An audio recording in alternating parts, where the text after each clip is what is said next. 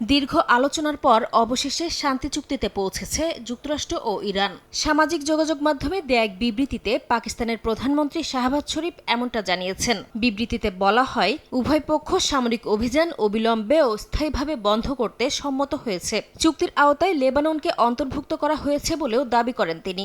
জানান, চুক্তি স্বাক্ষরের আনুষ্ঠানিকতা ১৯ জুন সুইজারল্যান্ডে অনুষ্ঠিত হবে।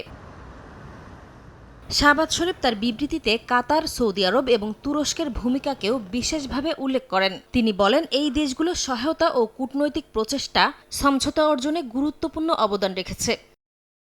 এর কিছুক্ষণ পরই মার্কিন প্রেসিডেন্ট ডোনাল্ড ট্রাম্প ট্রুথ সোশ্যালে এক বার্তায় চুক্তির বিষয়টি নিশ্চিত করেন। একই সঙ্গে হরমুজ প্রণালী টোলমুক্তভাবে উন্মুক্ত করার অনুমোদন এবং যুক্তরাষ্ট্রের নৌ অবরোধ অবিলম্বে প্রত্যাহারের ঘোষণা দেন তিনি।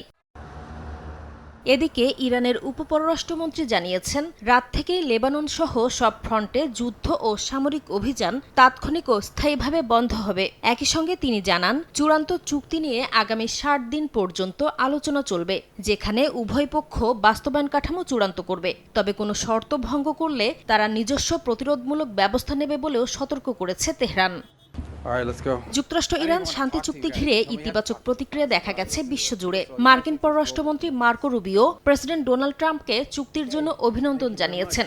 মার্কিন ভাইস প্রেসিডেন্ট একে মধ্যপ্রাচ্যের জন্য সম্ভাব্য নতুন যুগের সূচনা বলে আখ্যা দিয়েছেন। একইভাবে তুরস্কে অবস্থিত ইরানের দূতাবাস, কাতার এবং যুক্তরাজ্যও এই সমঝোতাকে স্বাগত জানিয়েছে।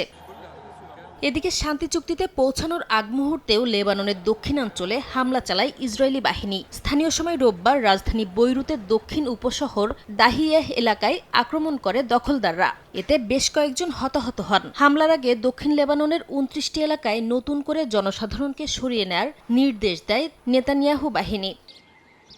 নাসরিন রুমি, সময় সংবাদ।